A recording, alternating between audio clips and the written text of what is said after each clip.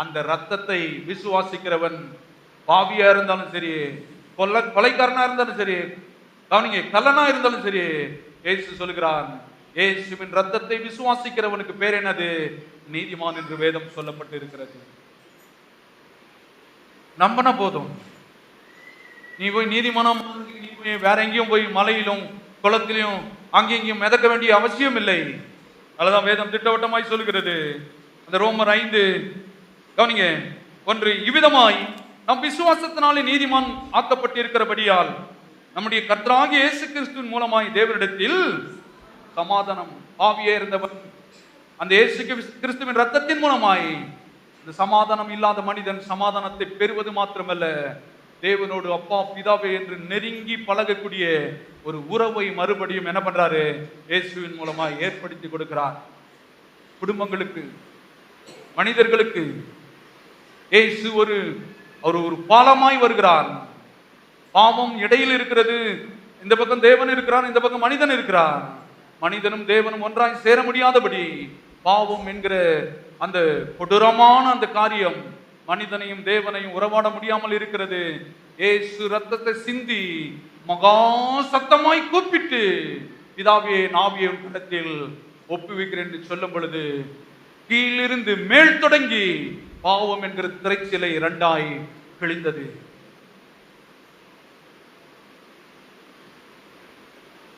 திரைச்சிலையை பத்தி போய் யாத்திரை வாசித்து பாருங்க.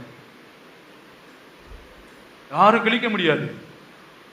பாவம் என்கிற திரைச்சிலை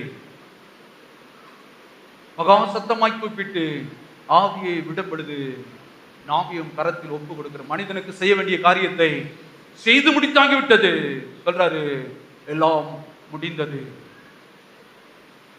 அவர் முடிச்சது. அதை இப்ப நிறைய பாஸ்துங்க பாருங்க, இவங்க பண்ணிட்டு இருக்கிறாங்க. எல்லாம் முடிந்ததுன்னு என்ன தெரியுமா? உன் சாபத்திற்கு, உன் பாவத்திற்கு, உன் கட்டுகளுக்கு, உன் சூனியங்களுக்கு, மாந்திரங்களுக்கு ஒரே ஒரு தீர்வு, இயேசுவின் சிலுவையின் ரத்தம். இன்னைக்கு அமாவாசை கூட்டம் கட்டு உடைக்கிறாங்க. அவர் 2000 வருடங்களுக்கு முன்பாக சிலுவையில் உன் ரோகங்களை அவர் ஜெயித்தார், கட்டுகளை உடைத்தார். உடைத்ததை நித்து வேதத்தில் என்ன பண்ண வேண்டும்? தெளிவாய் பார்க்க வேண்டும். சங்கீதக்காரன் தாவீது இயேசு சிலுவையிலே மரிப்பதற்கு முன்பாக சொன்னான், கர்த்தர் எனக்காக யாவையும் பாசிட்டிவா சொன்னான். அவர் வருவாரு, இதை முடிக்க போறாருன்னு சொல்லி. ஆனால் முடித்த பிறகு இந்த வசனத்தை எடுத்து நம்ம வீட்டில் என்ன பண்ணக்கூடாது? அது முடிந்தது. இன்னைக்கு நிறைய பேர் கர்த்தர் எனக்காக யாவையும் செய்து முடிப்பார் முடிப்பார் முடிப்பார்னு அதை தான் பார்த்துட்டு உட்காந்துருக்காங்க. வேதம் சொல்லப்பட்டிருக்கிறது, எல்லாம் முடிந்தது. எந்த காலத்தில் சொன்னார்கள், இப்ப நாம் எந்த காலத்தில் நின்றுகிறோம்? சத்தியத்தை அறிகிற அறிவு தேவை. தேவாதி தேவன் சொல்கிறார். அப்ப இந்த பாப்பியான மனிதன் நீதிமானாய் எது செய்யல? உன் இருதயத்தில் விசுவாசித்து வாயினால் அறிக்கையிட்டால் என்னமானாய் அறிவிப்பாய் நீதிமானாய். இதுக்கு பாருங்க, ரட்சிக்கப்படுறதுக்கு நாங்க என்னையா செய்யணும்? பாஸ்டருக்கு சொல்லுவாங்க, நம்பர் 1 40 நாள் உபவாசம் இருக்கணும். நம்பர் 2 கண்விழிப்பு. நம்பர் 3 பௌர்ணமி அமாவாசை. தேவன் சொல்கிறார், எதுவுமே செய்ய வேண்டாம். என்னிடத்தில் வந்து எனக்காக தான் மரித்தீர், எனக்காக தான் அடக்கம் பண்ணப்பட்டீர், எனக்காக 3ஆம் நாள் உயிரோடு எழுப்பினீர், விசுவாசிக்கிறேன். ஆண்டவர் சொல்றாரு, நீ நீதிமான். இது என்ன பெரிய கஷ்டமா? என்ன மலையை ஏற சொன்னாரு, 100 அடியில இருந்தான தொங்க சொன்னாரு. தேவன் சொன்னார், உனக்காக கல்வாரி சிலுவையிலே நீ தொங்க வேண்டிய இடத்தில் உனக்காக யாவையும் நான் செய்திருக்கிறேன் சொல்றார் பாருங்க. அப்ப இந்த மறுபடியும் பிறந்த உள்ளத்தில், மறுபடியும் என்ன? பாவியா இருக்கிறவன் இவர் நீதிமானா மாறி இருக்கிறான் அப்படின்னா என்ன? பாவியா இருந்த உள்ளத்தில் இப்ப ஏற்பட்ட குழப்பங்கள், எண்ணங்கள் இருந்தது. இயேசுவை ஏற்றுக்கொள்ளும் பொழுது பழையவைகள் என் எண்ணத்தில் இருந்து என்ன பண்ணியிருக்கிறது? ஒளிந்தது. எல்லாம் சொல்லுவோம், பழையவைகள் ஒளிந்தது, எல்லாம் கிறிஸ்துவுக்குள் புதியவைகள். அப்படின்னு என்ன அர்த்தம் தெரியுமா? இயேசுவை ஏத்துக்கிறதுக்கு முன்னாடி பாவம், சாபம், ரோகம், தரித்திரம், பில்லி சூனிய கட்டு இதில் இருந்த இயேசுவை நீ என்றைக்கு ஏற்றுக்கொண்டாயோ அன்றைக்கு நீ புது சிருஷ்டிப்பு. உன் பேச்சு புதுசா இருக்கணும், உன் எண்ணங்கள் புதிதா இருக்கணும், உன் செயல்பாடுகள் புதிதா இருக்கணும். ரட்சிக்கப்பட்டு 10 வருஷம் ஆகி நான் என்ன புது மனுஷன்னு தெரியாம இருக்க வேண்டிய இடத்திலேயே இருந்துட்டேனா அதற்கு காரணம் கர்த்தர் கிடையாது, உன் அறியாமை, உன் அறிவின்மை.